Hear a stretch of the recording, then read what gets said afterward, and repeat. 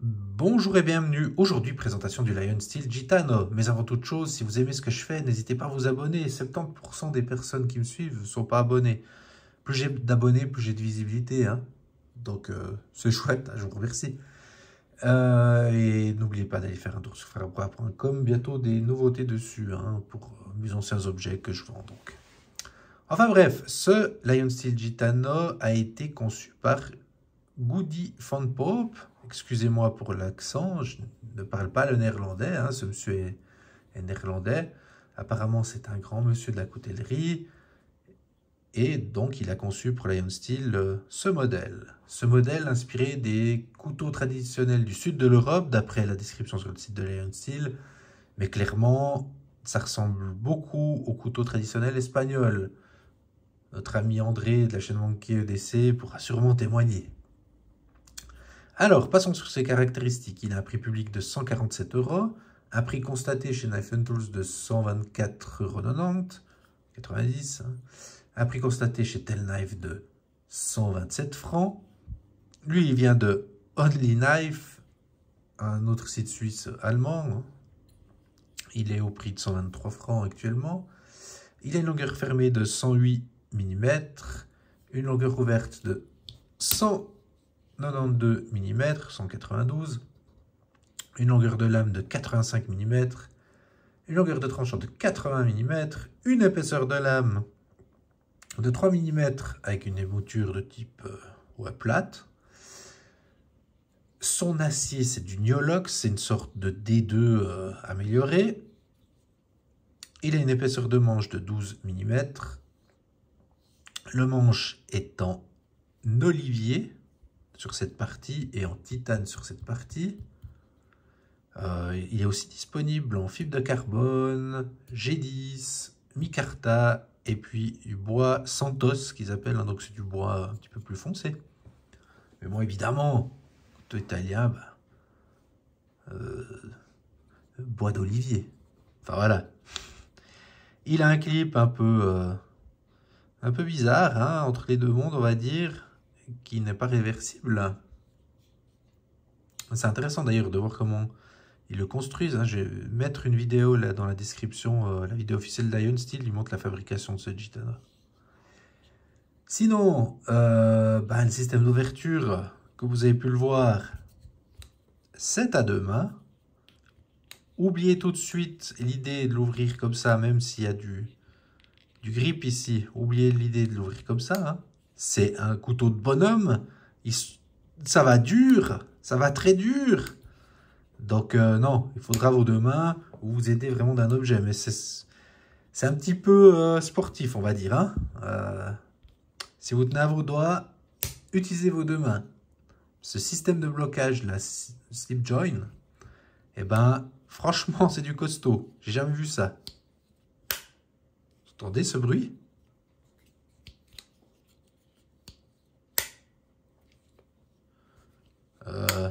Voilà.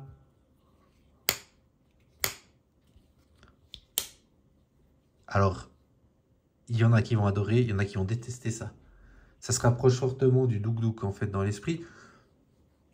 On y revient, hein. Je finis un petit peu les caractéristiques. Le système de pivot, là, en fait, il n'y a pas d'info, mais je pense que c'est des rondelles en bronze. De toute façon, oui, il y a de la fluidité, bien sûr, il y a de la fluidité. On ne sent pas l'ouverture grippée ou quoi que ce soit, mais vous n'aurez pas besoin de la fluidité là-dessus, hein. Il fait 91 grammes, 91 grammes. Il est fabriqué en Italie. Et puis, qu'est-ce qu'on peut en dire, du coup? Les plus, la gueule, hein. Il a vraiment une gueule incroyable. Alors, honnêtement, moi, quand je l'ai vu les premières fois sur vidéo, etc., enfin, sur vidéo, surtout sur photo, finalement, on se dit, ouais, c'est agressif, blablabla, c'est pas forcément... Mais en fait, en main, il est très cool. Vraiment mieux qu'en photo, hein. En photo, on peut se dire, ouais, bof. Mais en main, on voit que c'est un objet pas du tout agressif, finalement, hein, malgré cette lame-là, cette lame jolie avec cette espèce de faux contre-tranchant et tout. Franchement, c'est un objet magnifique. magnifique. Encore une fois, pas agressif, quoi. Vous pourrez le sortir n'importe où, les gens ils vont pas se sentir agressés, normalement. C'est pas un gros objet, en fait. S'il était à peine plus long, à peine plus épais ou comme ça, alors là, ce serait encore différent. Mais la lame, elle est longue, mais assez fine, assez classe. Enfin, sinon, bah, l'ergonomie, franchement, elle est très bonne. Vous voyez, vous l'avez bien en main. J'aime bien, là, ces poignées un petit peu qui remontent comme ça. Hein. Ça me rappelle le Luna ici, hein, slip join. Le Luna ici, hop, la prise en main est bonne avec ce genre de couteau hein, qui vient comme ça. Enfin, après, c'est des questions de goût, hein, toujours. Mais franchement, vraiment, vraiment excellente l'autonomie, à mon sens. Toujours avec, évidemment, l'autre point fort de l'Ion Steel. Enfin, évidemment, c'est peut-être pas si évident que ça, hein. Sur certaines marques, comme on a vu, c'était quoi, le Fox, je sais plus quel modèle, là, qui était pas terrible, et puis qui coûtait le même prix, hein. T'es fait avoir en achetant un Saint-Marin, enfin bref. Ouais, là, sur l'Ion Steel, donc, vraiment, qualité-prix, j'étais étonné. Hein. La finition est vraiment parfaite. J'ai rien à dire, en fait. Tout est bien fait, solidement fait.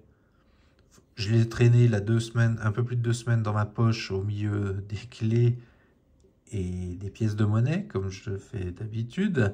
C'est pas bien, je sais, ça va faire râler certains, mais c'était un petit peu pour voir ben, la solidité de ces matériaux. Puis, il n'y a pas de griffe, rien, aucune raille sur le titane ou sur le bois. C'est vraiment des matériaux solides, quoi. Contrairement au, ici, on va en parler bientôt, au QSP Penguin, la version haut de gamme, entre guillemets, qui est en titane, superbe. Mais elle a pris quelques rayes. Alors, ça va faire le charme peut-être, hein, aussi, au bout d'un certain temps. Mais voilà, là, l'aluminium, le titane, pardon, a l'air d'être de meilleure qualité. Je ne sais pas si on peut dire ça, mais du moins, est plus solidement implémenté. Hein. Il y a vraiment, regardez la vis, comme elle est bien faite. Comme ici, c'est tout bien assemblé. Franchement, sérieux, pour 120 balles, ah oui, c'est un blade slip jaune, etc., etc. C'est pas un acier foufou, même si c'est mieux que du D2, enfin. Mais, ouais, on a pour son argent, quoi. Vous achetez un bel objet, là, vraiment. Encore une fois, pour moi, le point fort, moi qui suis pas du tout slip join, c'est ce slip join, en fait. C'est assez... Voilà. Si, des fois, hein, les images valent mieux que les mots.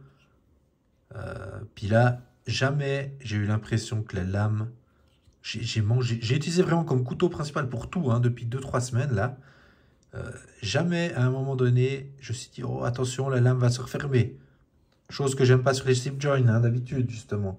Parce que typiquement, tu prends un Luna. Alors, c'est cool, hein. Mais, vous voyez, hop, là. T'as pas confiance. T'as pas confiance à ça. Dis que là, mais à aucun moment, là, je force, évidemment, hein, mais à aucun moment, il bouge, en fait. Tout est stable. Même avec une mini tension, ça bouge pas. J'entends, il y a pas de souci, quoi. Il n'y a pas de souci. Puis, ouais, pour le fermer, donc moi, j'ai pris l'habitude de faire comme ça, tac, l'accompagner et le fermer. Parce que, en fait, c'est tellement balèze comme fermeture que ça, vous oubliez si vous tenez à vos doigts, encore une fois. Parce qu'en plus, vous avez un manche qui n'est pas forcément haut. Ça, mais ça, c'est l'embrouille. Vous mettez de la tension, vous loupez, ça remonte, vous plantez le couteau, en fait. Vraiment, pour sécuriser avec celui-là, hop, vous mettez là, ça vous maîtrisez la fermeture, mais vous pouvez la retenir, vous poussez avec le pouce. Hein. Ouais, il faut un tuto pour l'ouvrir, ce couteau. Enfin, après, une fois que vous avez ça en main, il est juste génial, franchement. Ensuite, dans ce qui est moyen, je dirais, bah, c'est peut-être la finesse du manche, justement. Certains, alors, moi j'aime bien, je trouve que c'est une bonne ergonomie, etc. Certains n'apprécieront peut-être pas. En termes d'épaisseur, ça va, 12 mm, c'est correct. Hein. En termes de hauteur, certains n'aimeraient peut-être pas cette hauteur un petit peu faible. Mais bon, c'est compensé aussi peut-être par vous voyez, la courbure ici. Ça, après, ben, comme je le dis souvent, hein, le mieux c'est d'aller l'acheter en boutique, hein, puis de pouvoir le prendre en main. Mais bon, aujourd'hui c'est difficile. Hein. Surtout sur des modèles un peu spéciaux, en boutique, ouais, faut déjà trouver la boutique. Hein. Faut déjà trouver la coutellerie. Hein. Enfin. Ensuite, bah, dans les moyens, enfin les mitigés, bah, oui, alors le slip join, il est dur. Certains n'aimeront peut-être pas. Pour moi, c'est une qualité, mais pour d'autres, ce sera peut-être même un défaut plutôt qu'un point mitigé. Hein. Mais bon, voilà, moi j'aime bien. Alors, comme je disais, dans les points mitigés, oui et non, c'est le prix, parce que c'est clair qu'en termes de... Sur le papier, en fait, c'est pas foufou. C'est pas foufou par rapport au prix, mais en main, je trouve que c'est bien, honnêtement. Après, ouais, peut-être que l'acier aurait pu être à peine meilleur pour ce prix-là. Mais bon, quand on voit la finition, puis que c'est produit en Italie, voilà. Maintenant, il y a des couteaux chinois à ce prix qu'on passe cette aura, je peux pas dire qualité parce qu'ils sont bien faits qualitativement, mais ouais, je sais pas. Je trouve que là, Lion Steel, visiblement, j'ai aussi le M4 là. Bon, ça n'a rien à voir, hein, mais le Lion Steel M4. Mais pour le prix, tu te dis, waouh, quand même, en termes de qualité, ils se moquent pas de leurs clients, quoi. Et ça, c'est peut-être pour ça qu'ils ont du succès. Hein. C'est peut-être pour ça. Parce que clairement, c'est pas donné, mais on a un objet qui tient la route, quoi. Enfin, et puis, pour revenir encore un petit peu à l'acier dans les points mitigés, donc il est annoncé comme acier inoxydable par Lion Steel, à savoir que le Niolox a 12,7% de chrome. Normalement, on définit un acier inoxydable à 13% de chrome, mais bon, on leur fait confiance. Hein. Puis, vraiment, dans les points négatifs, moi, j'aurais mis le clip. Enfin, j'aurais mis. Justement, j'en aurais même pas mis, peut-être, sur ce couteau-là. Parce qu'il est... Il n'est pas discret. Il est dur. Il n'est pas réversible. Il n'est pas forcément pertinent sur un couteau comme ça. Je dirais que ça, c'est un petit peu le défaut, entre guillemets, du couteau. Après, bon, il ne gêne pas plus que ça. Hein. Il a le mérite d'être là, on va dire. Mais ça, ils auraient pu faire mieux. Et puis, que vous dire de plus hein. Il y a Gaëtan hein, de la chaîne Schlass qui en a fait une vidéo aussi, hein, qui m'a conforté dans l'idée de l'acheter en fait. Hein. Ouais, on s'influence entre nous, c'est beau. Hein. Bon, très sérieusement, j'avais déjà vu à plusieurs places. Il me faisait un peu de l'œil comme ça, mais j'hésitais hein, au niveau de l'agressivité, du fait qu'il soit un slip join. Mais en fait, en revoyant aussi la vidéo de notre ami Gaëtan, je me suis dit, bon, essayons. Et je le remercie, j'en suis vraiment content. Hein. Et puis cette taille de lame, là, 8 mm, c'est vraiment top dans les tâches du quotidien. Vous pouvez manger sans problème, vous pouvez ce que vous voulez. Vous avez quand même, si vous devez ouvrir un truc un peu délicat, vu la forme de lame, vous arrivez quand même à les mettre que la pointe. Franchement, pour un petit couteau de poche, il a vraiment beaucoup de qualité. C'est vraiment un coup de cœur pour moi. Voilà, on va passer un petit peu au comparatif, mais j'ai déjà beaucoup trop parlé. Mais ici, on est dans les slip joints. J'ai pu mettre la main sur un Luna G10, on en parlera bientôt. Donc voilà, ça n'a rien à voir, aussi à ce niveau. Là aussi, hein, hop. Alors, mais c'est peut-être pas le même esprit, on est d'accord. Hein. Ensuite, là, j'ai le Solis édition du site anglais, là, tout en rouge. Magnifique. Après, celui-là, bon, là aussi. Ensuite, j'ai un MAM, ça doit coûter 5 ou 6 euros, ça. Mais ils sont cool, ces MAM. Mais bon, là aussi, je fais pas confiance à ça. Hein. Ça bouge un petit peu tout. Ça, c'est pour manger. Voilà, pour manger dans l'assiette, c'est cool, mais... Dans les tâches même un petit peu plus grandes, je ne ferai pas trop confiance. Bon, il existe en version liner lock. Ah je ne savais pas. J'ai commandé celle-là. Ça, pourquoi pas une fois. Hein, MAM, bon, ils en font plein. Il y a plein de modèles hein, de MAM. il est un petit peu plus solidement fait. J'en ai un autre d'ailleurs, on en parlera aussi. Ensuite, dans les slip join, encore, j'ai ici le Mazarin, que je vous présenterai donc une fois aussi, hein, qui est un slip join aussi assez dur, mais juste, lui, il est entre deux. Ça c'est droit ce que j'aime pas. Alors, tu vois, un Luna, tu sais qu'il bouge. Hein, tu sais qu'il bouge, donc tu fais attention. Mais ça, un Mazarin, c'est entre les deux mondes, en fait. Il bouge, mais il bouge pas. Puis au bout d'un moment, hop, il se désengage, puis il va se fermer sur tes mains, tu vois. Enfin, on en reparlera de celui-là, qui est somme toute sympa. Ça aussi, il coûtait, genre, je t'ai payé une vingtaine d'euros, 25 euros, quelque chose comme ça. Fabriqué en Italie aussi. Bon, c'est de l'acier de merde, mais... De merde, oh, pardon, de merde, pas de merde, pas de merde. Il faut pas dire de gros mots sur YouTube. Mais bon. Voilà. Bon, bref, on y revient. C'était pour comparer. Ça n'a rien à voir. Ça coûte 6 fois moins cher. Mais voilà. Je me perds, hein, je perds trop. Oh là là, mais je casse tout en plus. Je veux beaucoup trop vous en dire, tellement j'en suis content de ce petit Gitano. Et puis là, évidemment, alors, si on va le comparer à quelque chose, c'est un Duk Duk. Donc ça, c'est la taille normale, hein, du Duk Duk.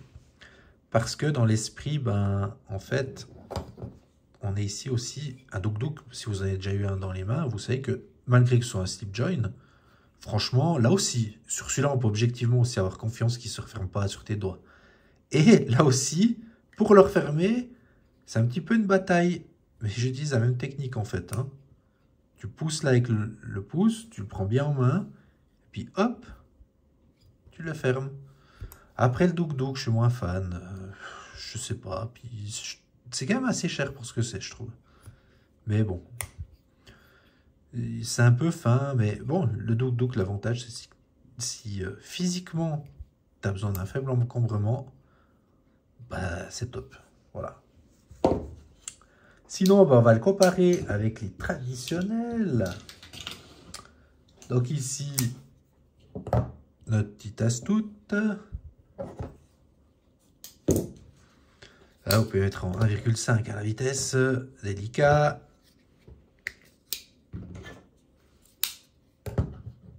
Endura.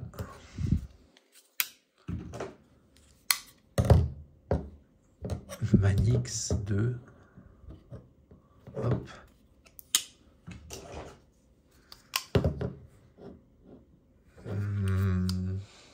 Tenacious. Para 2.